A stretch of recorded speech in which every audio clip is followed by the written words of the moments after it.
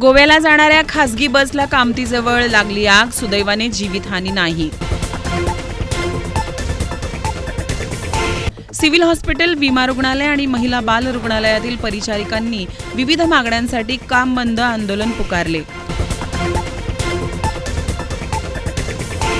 पुण्यातील गाजलेल्या शरद मोहोळ खून खटल्यात विशेष सरकारी वकील म्हणून सोलापूरचे सरकारी वकील प्रदीपसिंह राजपूत यांची नियुक्ती.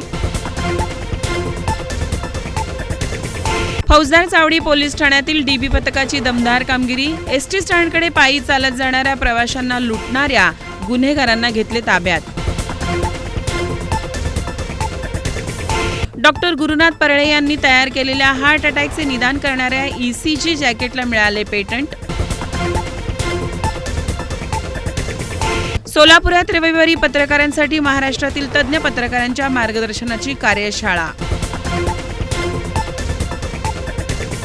मुंबईहून सोलापूरला येणारी वंदे भारत पुण्यात 2 तास बंद. 553 प्रवाशांना करून दिली पर्यायी व्यवस्था.